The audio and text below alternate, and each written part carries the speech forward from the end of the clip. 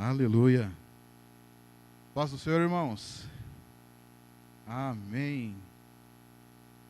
O Senhor é bom e o seu amor dura para sempre. A sua fidelidade não tem fim, de geração em geração. Amém, meus irmãos? O Senhor é bom. Abra sua Bíblia, carta de Paulo aos Gálatas, capítulo 6, versículo 17. Carta de Paulo aos Gálatas, capítulo 6, verso 17.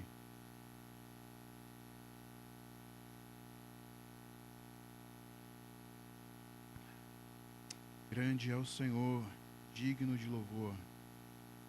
Diz assim a palavra do Senhor: desde agora ninguém me inquiete, porque trago no meu corpo as marcas do Senhor Jesus. Vamos ler novamente? Desde agora ninguém me inquiete, porque trago no meu corpo as marcas do Senhor Jesus. Podeis assentar em nome de Jesus. Amém. Aonde o Espírito do Senhor habita, há liberdade. Eu creio que nós estamos cheios dessa liberdade no Senhor esta noite. Oro ao Senhor para que o Senhor me dê essa sabedoria para conseguir transmitir essa palavra para vocês essa noite. Eu sempre acho muito complicado quando nós ou qualquer pessoa vai trazer a palavra e a gente pega um único versículo, porque é um único versículo dentro de todo um capítulo, dentro de todo um livro, e isso geralmente traz dificuldades. Mas para que vocês consigam entender o que eu quero compartilhar com vocês essa noite, eu quero trazer um rápido resumo, mas bem rápido mesmo, de todo o livro de Gálatas, para depois nós entrarmos na mensagem. Então vocês tenham um pouquinho de paciência. Amém? Esse capítulo 6 de Gálatas é um capítulo especial. E o versículo 17, ele me incomodou muito. Essa semana e semana passada, eu fiquei lendo, relendo e estudando esse livro de Gálatas. Mas dentro de tudo aquilo que o livro de Gálatas carrega, esse versículo 17 prendeu a minha atenção de uma forma que eu tive que esquadrinhar mais sobre esse livro. A carta de Paulo aos Gálatas, ela tem pouco mais de 1965 anos que ela foi escrita. Ela foi escrita entre o ano 49 e o ano 78 depois de Cristo. Há uma pequena divergência nessa questão das datas, porque a carta foi endereçada aos Gálatas, mas não é certo a quais Gálatas essa carta foi endereçada. Existia a Galácia do Sul e a Galácia do Norte. Então, se essa carta foi escrita a uma, ela tem um período de tempo, e se ela foi escrita a outra, ela tem outro período de tempo. Mas o que importa para nós é que essa palavra permanece fiel há já 1965 anos para mais. Ela vem edificando vidas, ela vem edificando a igreja, ela vem nos edificando. Esta carta ela não foi escrita e endereçada a uma pessoa ou igreja específica, mas a igrejas situadas em algumas regiões da Galácia, certo? Diferente de Tessalonicenses, que era uma cidade, diferente de Éfeso, que era uma cidade, diferente de Timóteo, que era uma pessoa, né? Diferente de Filemão, que era uma pessoa, essa carta ela não tem esse endereço específico a uma igreja, a uma pessoa, mas a um grupo de igrejas que estava em toda a Galácia. A Galácia era uma província do Império Romano na antiga Anatólia. Hoje esta é a região da moderna Turquia. A carta aos Gálatas foi escrita como uma resposta a alguns problemas específicos que estas igrejas estavam enfrentando. Então, essa é uma informação importante que eu gostaria que você tentasse guardar na sua mente. A carta aos Gálatas ela foi escrita em resposta a alguns problemas específicos que a igreja estava enfrentando. Eu citei aqui 3 e é uma das formas com que você pode dividir a carta de Gálatas para você estudar ela. Os três principais problemas eram ataques pessoais ao apóstolo Paulo e ao ministério dele, capítulos 1 e capítulo 2. Ataques à doutrina do Evangelho, às doutrinas do Evangelho, capítulo 13 e capítulo 4. E ataques à liberdade cristã, capítulo 5 e capítulo 6. Eu tenho que lembrar que eu tenho que parar de fazer isso aqui. Senão depois vão mandar uma fotinha para mim falando que eu estou fazendo o L de novo.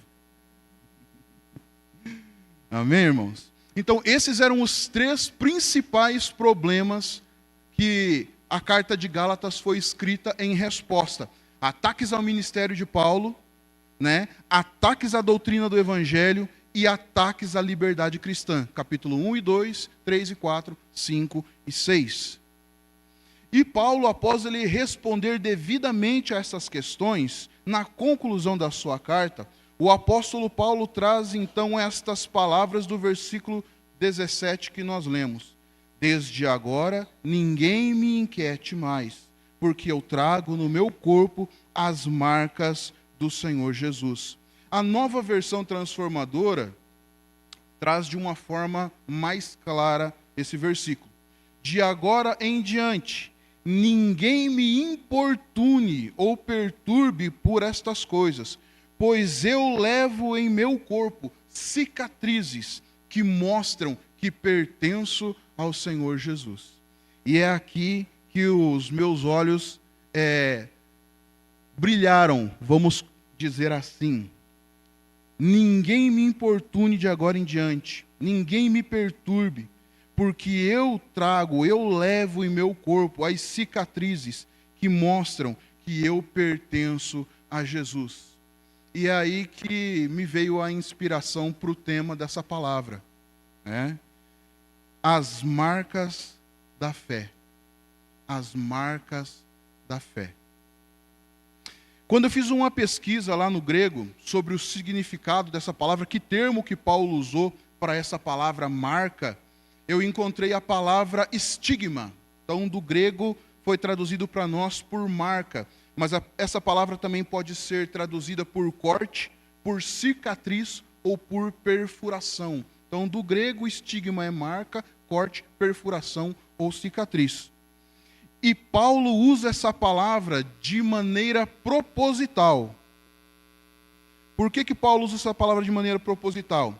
Ela era geralmente usada para destacar um sinal que era posto sobre o corpo de um escravo ou sobre o corpo de um soldado, perfurando ou marcando a pele com ferro em brasa. Então, quando essa palavra estigma era usada, automaticamente as pessoas entendiam o quê? Ou era um escravo, ou era um soldado que tinha sua pele marcada como sinal de propriedade ou como sinal de que ele se submetia ao senhorio de alguém.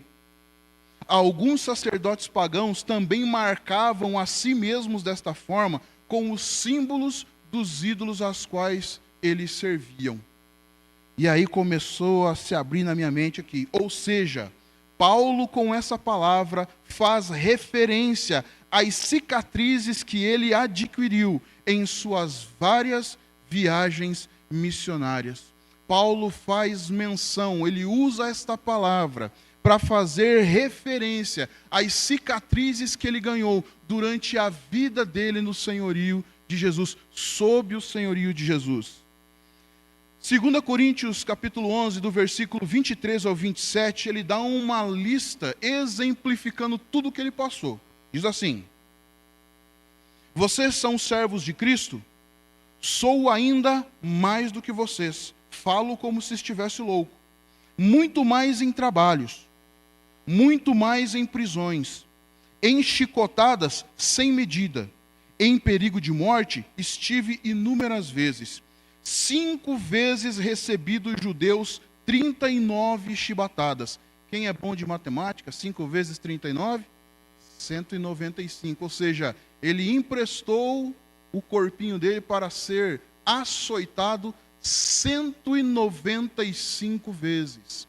5 vezes ele foi açoitado, 39 vezes por causa que ele pregava o Evangelho. Versículo 25 diz assim: 3 vezes eu fui espancado com varas. 1 vez eu fui apedrejado. 3 vezes eu sofri naufrágio.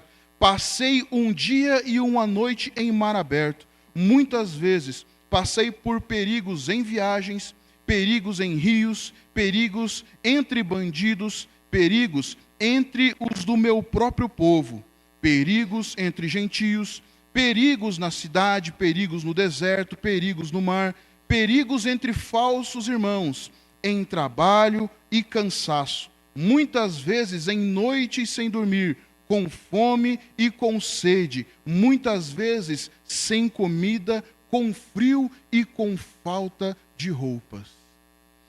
Essas são algumas das coisas que produziram na vida de Paulo marcas que ele carregava por causa da fé que ele possuía em Jesus. Essas marcas ou cicatrizes que Paulo carregava demonstram que ele era um doulos. Doulos é escravo, servo de Jesus Cristo. Essa é a palavra que também propositalmente Paulo usa em suas cartas para se descrever. Paulo não somente se descrevia como filho, porque hoje está muito na moda nós maximizarmos esse ponto de sermos filhos. Mas o que eu acho interessante na teologia paulina, na doutrina que Paulo traz, é que ele sempre se coloca como um doulos, um escravo, um servo de Jesus. Irmãos, nós somos filhos, mas nós não podemos esquecer que o nosso Pai é o Rei dos Reis, é o Senhor dos Senhores, é o Criador de todas as coisas, é aquele diante de quem todos os santos que estão nos céus prostram-se, curvam a sua face, retiram as suas coroas, e os anjos cobrem o seu rosto para não olharem diretamente para ele. Nós somos filhos do Senhor, do Rei dos Reis, mas somos também doulos, escravos e servos desse Senhor. A nossa vida serve para fazermos tudo aquilo que o Senhor deseja que façamos.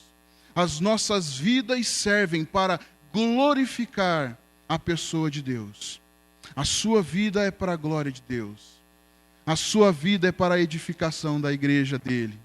A sua vida é para ser um testemunho ao mundo que ainda se recusa a se dobrar diante dele. Não vou dizer o mundo que não conhece ao Senhor, porque o mundo tem ouvido falar desse Deus, mas o mundo se recusa a se prostrar diante da majestade de Deus. Exemplo disso que eu falei da palavra doulos, Paulo diz isso em Romanos capítulo 1, versículo 1, Filipenses 1:1 e Tito 1:1. Eu, Paulo, escravo do Senhor Jesus Cristo. Eu, Paulo, servo do Senhor Jesus Cristo. Então, Paulo sempre se apresenta como alguém que é escravo ou servo de Jesus. Por isso, irmãos, no início do versículo 17, ele faz essa afirmação: ninguém me inquiete, ninguém me perturbe por causa destas coisas. Paulo vai encerrando a carta dele dizendo assim, diante de tudo aquilo que eu falei para vocês, diante de todos os argumentos que eu falei aqui, defendendo o meu chamado, a minha apostolicidade, defendendo as doutrinas que o Senhor trouxe para a sua igreja aqui na Galácia, defendendo a liberdade que nós temos em Cristo Jesus no nosso viver cristão, ninguém mais me importune com essas coisas, porque eu trago em meu corpo as marcas de quem verdadeiramente serve a Jesus. Os judaizantes haviam se infiltrado no meio da igreja. Eles não tinham verdadeiramente abraçado a fé. Eles tinham aceitado a ideia de Jesus Cristo, o Evangelho. Só que eles estavam no meio da igreja dizendo que não era somente pela fé em Cristo Jesus que eles iriam alcançar a salvação, de que eles também precisavam praticar algumas coisas que ainda eram ensinadas pela prática da lei ou da prática da lei. Uma das situações é que eles queriam que os homens que se convertessem, mesmo gentios, passassem pelo processo da circuncisão, ao que Paulo resistiu firmemente. Somente a fé em Jesus salva as nossas vidas. Não existe outro nome dado entre os homens, não existe outra forma entregue aos homens, pelas quais a humanidade há de ser salva. Não importa o quão boa pareça a doutrina, não importa o quão bom pareça o caminho, só existe salvação através da cruz de Cristo Jesus. Amém? Vocês creem nisso? Então digam amém, irmãos. Que assim seja. Glória ao Senhor. Ele proveu a mim e Ele proveu a cada um de vocês salvação pelo sangue e pelo corpo partido do Filho dele. E é isso que nós precisamos sustentar. Hoje, muitos ventos de doutrinas têm se levantado, dizendo que existem outros caminhos para a salvação, que existem outras formas para se chegar até Deus, que existem outras formas para que possamos ser aceitos diante de Deus. Mentira! Somente a salvação em Cristo Jesus e em seu sacrifício. Então Paulo, diante destes argumentos, ele diz assim, de agora para frente, de hoje em diante, não me inquietem mais por isso. Ele esperava que com todos os argumentos que ele trouxe nos capítulos 1, 2, 3, 4 e 5 e os 6 até então, fossem suficientes para poder confirmar a legitimidade do que ele estava vivendo por Jesus. Mas se eles quisessem provas externas, se eles quisessem ainda uma prova física de tudo que Paulo tinha dito, cada um deles poderia ir até diante de Paulo e observar as cicatrizes que Paulo carregava no corpo dele. Cicatrizes, marcas, estigmas que ele ganhou, vivendo pelo Senhor Jesus, defendendo a fé que ele tem em Jesus. As marcas de Paulo, irmãos, são evidências da fé. E terminando esta introdução, eu quero fazer uma pergunta a cada um de vocês. Quais as marcas evidenciam a sua fé em Jesus? As marcas de Paulo eram evidências da fé dele em Jesus. Essas perguntas vieram ao meu coração. Eu me perguntei, afinal de contas, quais são as marcas que evidenciam a minha fé em Jesus? Quais são as marcas que eu carrego por viver com Jesus? E eu quero transmitir essa pergunta a cada um de vocês.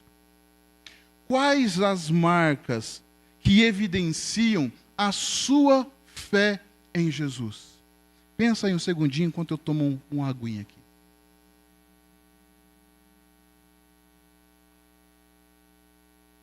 Começou a ficar complicada a mensagem agora, né? Porque agora, ao invés de você olhar para mim, porque eu estou dizendo aqui, e ficar me avaliando, você vai ter que olhar para dentro de você e se autoavaliar. Quais as marcas, meus irmãos, vocês têm carregado, que comprovam, que evidenciam a sua fé em Jesus? Quais são as marcas que você carrega por você levar uma vida caminhando com Jesus? Como bem foi colocado aqui pela diaconisa Léo, Jesus, ele está conosco. Aonde quer que vamos, ele está conosco. E o interessante, irmãos, ele não somente está conosco, mas ele habita em nós. Mas quais as marcas? Quais as evidências de que isso é uma realidade em você?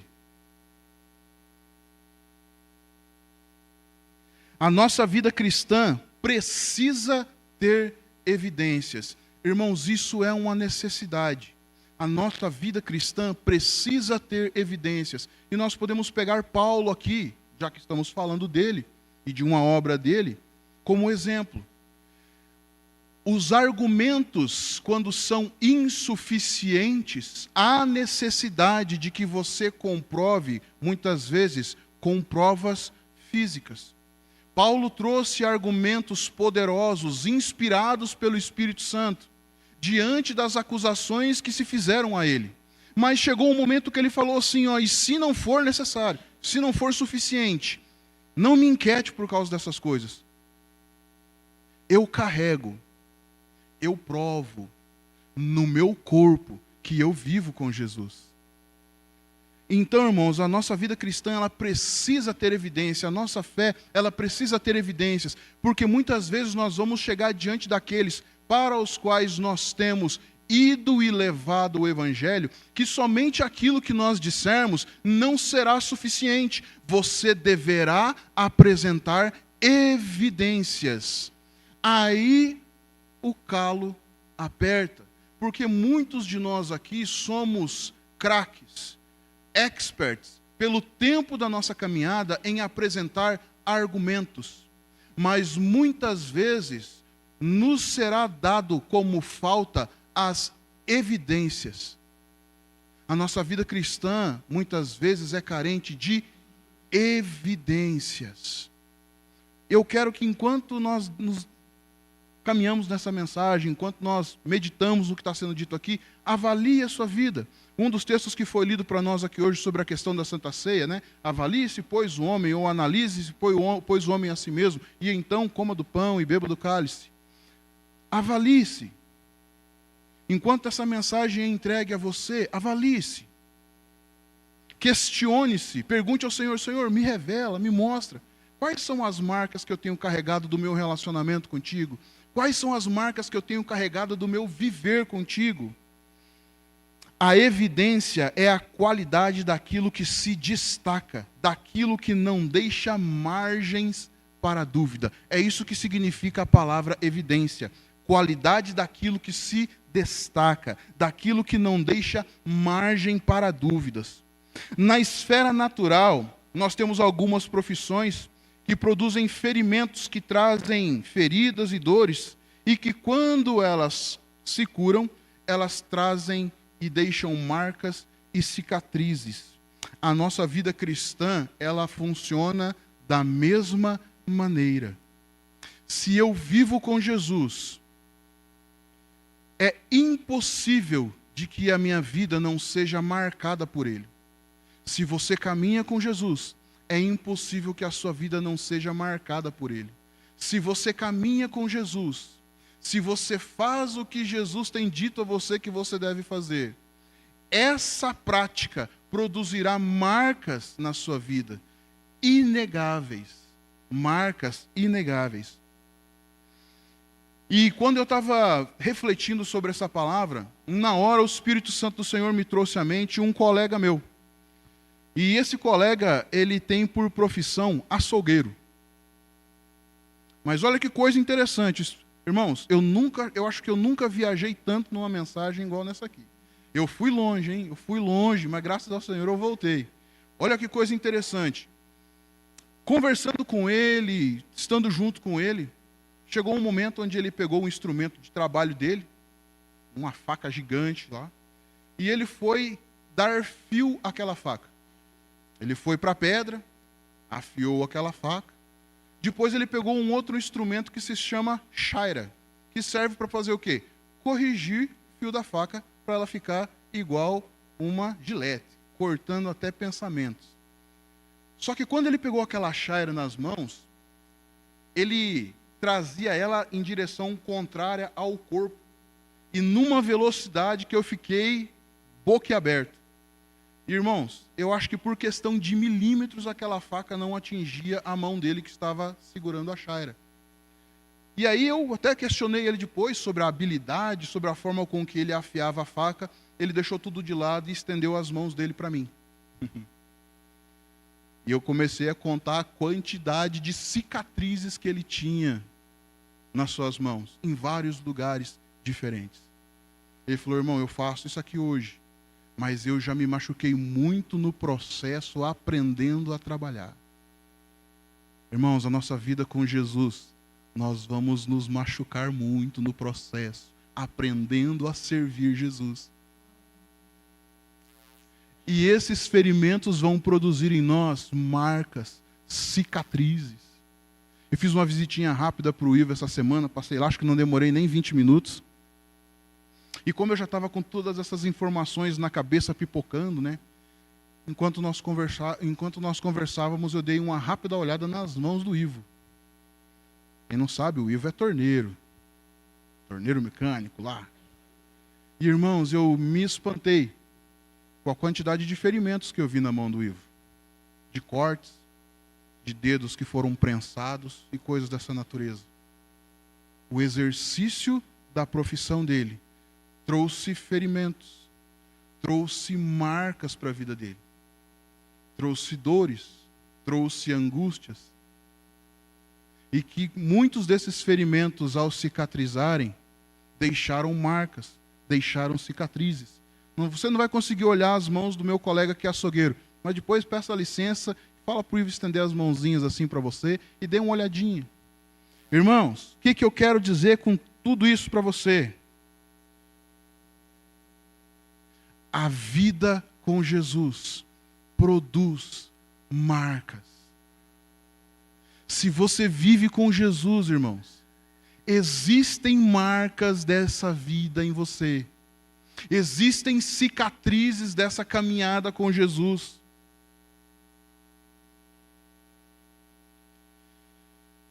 E é por isso que eu quero citar para vocês, eu fiz uma lista gigantesca. Hoje eu passei a tarde inteira tirando itens aqui dessa mensagem. Falei, isso aqui eu não vou falar, isso aqui eu não vou falar, isso aqui eu não vou falar, isso aqui eu não vou falar. Tirei muitas coisas fora. Mas eu quero trazer algumas marcas que a fé produz como um exemplo para você essa noite, a fim de que você possa avaliar a sua vida. A primeira marca que eu quero citar é que o viver o Evangelho é uma marca de fé. Se você vive verdadeiramente o Evangelho, esta é uma marca de fé na sua vida. Tiago, capítulo 1, versículo 21 e 22 diz assim: portanto, livrem-se de toda a impureza moral e da maldade que prevalece, e aceitem humildemente a palavra que está sendo implantada em vocês, a qual é poderosa para salvar as suas vidas. Sejam, pois, praticantes da palavra, e não somente ouvintes, enganando-se a si mesmo. Então a vida do Evangelho, a vida prática do Evangelho é uma marca de fé. Quem não tem fé, não vive o Evangelho. Então, se você é alguém que busca viver o Evangelho, colocar o Evangelho em prática na sua vida, isso demonstra que você tem uma marca do Evangelho em você. Então, quem pratica o Evangelho, irmãos, se santifica. Quem pratica o Evangelho busca a santificação. É o começo do versículo 21. Portanto, livrem-se de toda a impureza moral e da maldade que prevalece. Quem vive o Evangelho se santifica. Você tem se santificado? Você tem buscado a santificação diante do Senhor? Quem vive o Evangelho, quem tem essa marca de vida do Evangelho, aceita com humildade, com simplicidade, o Evangelho, a mensagem que está sendo entregue. Essa é outra marca, né? É uma outra característica de quem vive o Evangelho. Você aceita com humildade a palavra que te é entregue. Quem não pratica o Evangelho, vive de autoenganação. Eu quero dizer para você essa noite, que durante tantos anos que você já tem caminhado com o Senhor, durante tanto tempo de caminhada com o Senhor, se você é alguém que não vive o Evangelho, você vive se auto-enganando. É difícil falar isso, é difícil ouvir isso, mas essa é uma marca de quem vive com Jesus. Bem-aventurado, pois, aquele que ouve as minhas palavras e as pratica. Uma marca da fé é viver da prática do Evangelho. Quem ouve o Evangelho e não pratica o Evangelho se auto-engana. Será que nós somos auto-enganados? Será que nós temos nos auto-enganado? Agora eu quero dar uma passeada com vocês em Hebreus, capítulo 11, que eu acho que é o livro e é o capítulo que mais fala da fé. A próxima marca que a fé produz é temor. O temor é uma marca da fé. Hebreus 11, versículo 7 diz assim: pela fé, Noé, quando avisado a respeito das coisas que ainda não se viam, movido de santo temor, construiu a arca para salvar a sua família. Por meio da fé, ele condenou o mundo e tornou-se herdeiro da justiça que é segundo a fé. Vou ler de novo. Pela fé, Noé, quando avisado a respeito das coisas que ainda não se viam, movido por santo temor, construiu uma arca para salvar a sua família. O temor é uma marca de fé. Provérbios diz também que o temor é o princípio da sabedoria. O temor ao Senhor é o princípio da sabedoria. Existe temor ao Senhor no seu coração, igreja? Existe temor ao Senhor na sua vida cotidiana? Porque é o temor do Senhor que vai fazer com que você ouça o Evangelho e pratique o Evangelho. Porque o Evangelho é uma boa notícia que vem a nós dizendo de que através de Jesus nós estamos livres do poder do pecado, de que nós estamos livres da ira futura, de que nós teremos um lugar para habitar por toda a eternidade com o Senhor, de que Jesus é o autor e consumador da nossa fé. São as mensagens do Evangelho, mas o Evangelho também diz que nós precisamos viver sob aquilo que o Senhor nos diz. O Evangelho também diz que a minha vida e a sua vida deve estar pautada sobre aquilo que está nas Escrituras, que você muitas vezes está com elas sob o seu colo agora. É necessário olhar para a palavra de Deus e entender que ela nos alerta sobre coisas que ainda acontecerão. E em temor, nós devemos edificar a nossa vida e a nossa casa para nos salvar das coisas que o Evangelho nos adverte que acontecerão. Em temor. O temor é uma outra característica, é uma outra marca, é uma outra cicatriz do Evangelho na vida daquele que crê. Você tem temor ao Senhor? Você vive em temor ao Senhor? Você pratica essas coisas?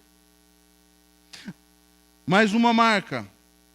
A obediência é outra marca da fé. Se nós temos obedecido ao Senhor, podemos ficar tranquilos. Hebreus, capítulo 11, versículo 8 diz assim: pela fé, Abraão, quando chamado, obedeceu e dirigiu-se a um lugar que mais tarde receberia como herança, embora não soubesse para onde estava indo. Olha só que coisa interessante isso aqui, irmãos. Pela fé, Abraão, quando chamado, obedeceu e dirigiu-se a um lugar que mais tarde receberia como herança, embora não soubesse para onde estava indo. A outra marca que a fé produz na minha vida e na vida de vocês é obediência. Se você não é obediente ao Senhor, você não possui essa marca sobre a sua vida. Quem possui a marca da obediência sobre si, luta, se esforça por fazer aquilo que o Evangelho diz, aquilo que o Senhor diz. Algo muito interessante quando você reflete sobre a vida de Abraão. Abraão vivia no meio de um povo politeísta. Eles serviam a vários deuses. O pai de Abraão era politeísta. Servia, se prostrava, cultuava vários deuses.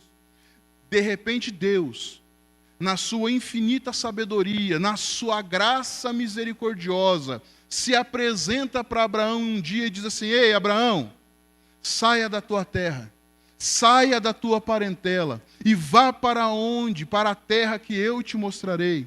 Em um outro momento, Deus aparece para esse Abraão de novo e diz assim: ei, Abraão, anda em minha presença e tu serás perfeito. Abraão obedece à voz desse Deus que se apresenta para ele e segue exatamente tudo aquilo que esse Deus pede para ele. E o Senhor, isso tudo faz com que o Senhor gere uma aliança com Abraão, escolhendo Abraão por povo de uma nação que seria exclusivamente pertencente a ele. Outra prova da obediência de Abraão é quando o Senhor aparece novamente para Abraão e fala assim: Abraão, toma o teu filho Isaque, o teu único filho, leva ele aonde eu vou te mostrar, e lá ofereça esse menino a mim em sacrifício. Como uma das características de Abraão, uma das marcas que Abraão tinha na vida dele era obediência. Ele nem argumentou. Ele levou o seu filho para apresentá-lo diante do Senhor em sacrifício. Quantas vezes Deus tem falado comigo, quantas vezes Deus tem falado contigo, quantas vezes o Evangelho aqui neste lugar tem confrontado a tua vida e até hoje você tem argumentado com Deus e não tem feito de sua vida aquilo que Deus tem pedido para que você faça. Uma das marcas da fé, meus irmãos, é a obediência. E se nós queremos ser abençoados por Deus, se nós queremos demonstrar amor por esse Deus que nos alcançou um dia, precisamos obedecê-lo. Caminhando para o final, uma outra marca da fé é abençoar. Quem tem essa marca, abençoa pessoas. Essa marca é gerada por abençoar pessoas. Hebreus capítulo 11, versículo 20 e 21 diz assim: pela fé, Isaque abençoou Jacó e Esaú, com respeito ao futuro deles. Pela fé, Jacó, à beira da morte, abençoou cada um dos filhos de José, e curvando-se, adorou a Deus, apoiado na extremidade do seu bordão. Pela fé, Isaque abençoou a Jacó e Esaú. E pela fé, Jacó, à beira da morte, abençoou cada um dos filhos de José. A quantas pessoas você tem abençoado? Por quantas pessoas você tem orado? Quantas pessoas você tem visitado? Por quantas pessoas você tem batalhado em oração? Uma das marcas, uma das características, uma das cicatrizes da fé é abençoar pessoas, abençoar vidas. Não estou falando aqui somente em questão material, irmãos. Mas quantas pessoas você tem ouvido que tem passado por dificuldades e você tem guardado o nome dessa pessoa e diariamente tem intercedido pela vida dela, para que Deus, através da sua graça, da sua misericórdia, do seu infinito poder, haja sobre a vida dessa pessoa e mude, transforme a história dela, restaure a história dela. Esses dias Deus me deu a oportunidade de conversar com a moça que Ele usou para me evangelizar e para que eu fosse alcançado pelo Evangelho. Eu conversava com ela, trocava com ela algumas palavras pelo WhatsApp. E ela falou bem assim para mim: você lembra, Luciano, que Deus usou a minha vida para que você fosse ganho? Eu falei: como é que eu vou esquecer de uma coisa dessa? Porque eu fui evangelizado no terrorismo, irmãos. Já ouviu falar de evangelismo terrorista? Eu fui evangelizado de forma terrorista. Eu ia até a casa dessa irmã, ela chegava para mim e falava assim: Luciano, sabia que quem vive do jeito que você vive vai para o inferno? O evangelho terrorista, né? Evangelismo terrorista. Eu olhava para ela e dava risada da cara dela. Irmãos, isso se repetiu dia após dia, semana após semana, mês após mês. Foi mais de um ano. E um dia essas palavras começaram a me perturbar. Quando eu colocava a minha cabeça no meu travesseiro para dormir, me via aquela pequena perguntinha assim: e se tudo que ela fala for verdade? E se eu morrer agora enquanto eu durmo? Terrorismo. Mas graças a Deus um dia ela falou assim: ó, hoje tem culto aqui em casa. E eu falei: pois eu venho. Ela virou: duvido. Eu falei: eu venho. E irmãos, naquela noite, numa casa onde, se eu não me falha bem a memória, o chão era terra batida, as paredes eram todas de madeira, havia um grupo de irmãos, inclusive a irmã Maria Voschkovski, que estava lá, nossa irmã. E eu fui àquela reunião sem um interesse. Eu não queria cura, eu não queria prosperidade, eu não queria bênção, eu não queria que ninguém da minha casa aceitasse Jesus, eu não queria nada dessas coisas. Eu fui porque eu estava em dúvida se tudo aquilo que ela falava era verdade mesmo ou não. E durante aquela reunião, na época o diácono Pedro, nós chamávamos ele carinhosamente de Pedrinho, ele saía do bairro Claudete e ia a pé até o Cascavel Velho, uma vez na semana, para nos levar ao Evangelho. Isso quando ele não tinha, condições financeiras. E naquele dia ele simplesmente abriu a Bíblia e ele leu um texto bíblico e na simplicidade dele, ele expôs o que estava escrito lá.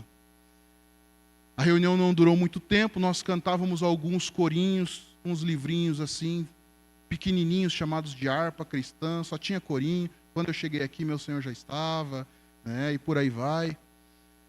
E ele pediu para que todos nós nos colocássemos em pé e agradecêssemos a Deus por aquele culto. E eu lembro que a minha primeira oração ao Senhor foi: Deus, eu quero falar desse livro igual esse homem. Falei: não, Senhor, eu quero falar desse livro melhor do que esse homem. Irmãos, e ali o Senhor me alcançou. Ali o Senhor colocou as mãos dele em mim, e por mais rebelde que eu fui e tenho sido na minha vida cristã, ele não me largou mais. E eu creio que ele não me largará jamais. Aqueles que o Pai leva a Cristo de maneira nenhuma, ele lança fora. E eu creio que você é um desses que o Senhor alcançou. E eu creio que em nome de Jesus, você vai ser alguém que vai batalhar pela fé que uma vez por todas foi entregue a você. Quais são as marcas, irmãos, dessa fé que você carrega? Concluindo, a fé produz marcas. E essas marcas são evidências da fé. Eu tinha uma outra lista gigante: oração, sofrimento, confiança. São marcas da fé. Mas, irmão, nessa noite eu quero que você pense e analise o seguinte: e se você não tem marcas de fé presente na sua vida? Durante todo esse tempo de caminhada, se você agora aí analisou que, poxa, Senhor, eu, diante da palavra entregue aqui, eu não consegui identificar marcas de fé na minha vida. E agora? Eu digo para você, infelizmente, que provavelmente é porque o seu viver cristão não tem sido evidente. Se você não possui marcas de fé, é porque a sua vida cristã não é evidente. Lembrei do presbítero Fernando, que alguns dias atrás aqui, ele pregando, ele falou, que ele era um agente secreto. Ele não queria ser descoberto por ninguém que era crente. Irmãos, nós somos chamados a praticar as nossas obras na luz, para que todos vejam. Não seja um agente secreto. Viva o seu relacionamento com Jesus em todos os ambientes que você estiver. Seja no trabalho, seja na faculdade, seja no meio da sua família, seja no meio de reuniões de amigos. Viva a sua vida com Jesus diante de todos. Evidencie a sua fé. Se relacione com Jesus. Se relacione com o Espírito Santo. Se relacione com o Evangelho. Isso produzirá marcas em você. E marcas de fé inegáveis. Eu lembro do profeta Eliseu. Quando aquela menina foi levada cativa,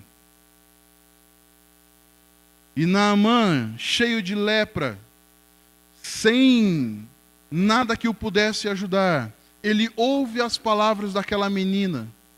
Oh Senhor, se o Senhor estivesse lá em Israel, se o Senhor falasse com um homem de Deus que lá está, ele diria uma palavra e tu seria curado da tua lepra. Como é que Eliseu era lembrado, irmãos? Homem de Deus. Será que as pessoas, ao se referirem a você, lembram que você é um homem de Deus? Lembram que você é uma mulher de Deus? Porque se as pessoas não lembram, irmãos, é porque a sua vida cristã não tem sido evidente. E isso é preocupante, porque nós honramos a Deus com os lábios, mas muitas vezes o nosso coração está longe dele. E é por isso que não sai, é por isso que não flui, é por isso que não brilha, é por isso que não demonstra, porque você compra e não paga, você fala que faz e não faz. Porque quando há um mal dentro da tua casa, você corre para vários lugares, para várias direções, menos para os pés daquele que é poderoso, para fazer infinitamente mais do que tudo aquilo que você pode pedir ou pensar, segundo o poder dele que opera na sua vida. Quando as dificuldades batem à sua porta, você se desespera, você se angustia, e você não se dobra diante de Deus. Eu quero encerrar citando Hebreus capítulo 12, versículos 1 ao 3. A última marca da fé citada aqui é a perseverança. E diz assim: portanto, também nós, uma vez que estamos rodeados por tão grande nuvem de testemunhos, livremo-nos de tudo aquilo que nos atrapalha e do pecado que nos envolve, e corramos com perseverança a corrida que está proposta a cada um de nós, tendo os olhos fixos em Jesus, que é o autor e consumador da nossa fé. Ele, pela alegria que lhe fora proposta, suportou a cruz, ao desprezar a vergonha, e assentou-se à direita do trono de Deus. Pensem bem naquele que suportou tal oposição dos pecadores contra si mesmo, para que vocês não se cansem e nem desanimem. Perseverança. Perseverança é uma marca que guarda as nossas vidas em Jesus. E aquele que perseverar até o fim, receberá a coroa da vida. Persevere, irmãos, por mais duro que seja, por mais difícil que seja, persevere. Por mais que te oprimam, por mais que te ridicularizem, por mais que te isolem, persevere.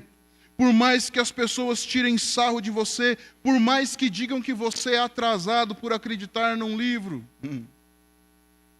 que tem muitos anos, por mais que te ridicularizem, por você dizer que é fiel a uma só pessoa com a qual você casou, persevere. Persevere, irmãos. Vale e valerá a pena carregar as marcas ou cicatrizes por amor a Jesus, porque Jesus porta até hoje no corpo dele as marcas e as cicatrizes por amar a mim e a vocês. Vale e valerá a pena você carregar essas marcas de amor por Jesus. E eu encerro fazendo essa pergunta para vocês. quais são as marcas que você tem carregado por amor a Jesus. Se coloque em pé, em nome de Jesus.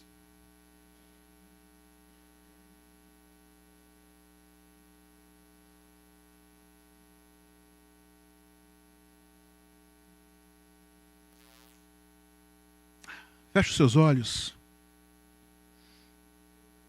Aleluia. Santo é o teu nome, Senhor. Adorado és tu, Senhor, em toda a terra. Eis-nos aqui, Senhor, teu rebanho. Eis-nos aqui, Senhor, corpo de seu Filho Jesus. Eis-nos aqui, Senhor, membros do corpo de seu Filho. Eis-nos aqui, Senhor, carentes de ti, Senhor. Leva-nos, Senhor, a ouvir a sua voz. Marca, Senhor, não somente o nosso corpo. Marca, Senhor, a nossa alma, Senhor. Marca o nosso espírito, marca o nosso coração. Como diz o salmista, Senhor, que ele escreveu na tábua do coração dele as tuas palavras para não pecar contra ti. Senhor, e que isso não seja somente uma figura de linguagem, mas que seja uma realidade. Que venhamos viver o teu evangelho, que venhamos temer ao Senhor, que venhamos obedecer ao Senhor, que a nossa vida seja para a tua glória, que a nossa vida seja para a tua honra, que a nossa vida seja realmente o luzeiro que é colocado não embaixo da mesa, mas no alto da casa, no alto do monte, para que todos vejam a manifestação do teu amor, do teu evangelho, da tua graça, da tua misericórdia e do teu poder. Toma-nos, Senhor, a cada um de nós e faz-nos, Senhor, faz-nos te obedecer, Senhor. Faça com que nós venhamos te obedecer, Senhor. Que venhamos viver para ti, Senhor. Nos arrependemos, Senhor, porque muitas vezes entramos e saímos, vamos e voltamos, Senhor, e ninguém percebe que tu estás presente conosco, Senhor. Como já foi dito aqui essa noite, ninguém percebe que o teu Espírito habita em nós e que somos portadores da maior arma que existe sobre a face da terra, o teu evangelho. Nos ajude, Senhor, nos auxilie, Senhor. Eu entrego a minha vida e a vida de cada irmão que está aqui e de cada pessoa que verá, Senhor, e ouvirá esta palavra. Que o teu Espírito Santo toque, que o teu Espírito Santo transforme e produza vida obediente, uma marca de fé inegável, evidência inegável de que vivemos contigo e para ti. Assim eu te louvo e agradeço, Senhor, em nome de seu Filho Jesus. Amém. Amém. Eu agradeço a oportunidade em nome de Jesus.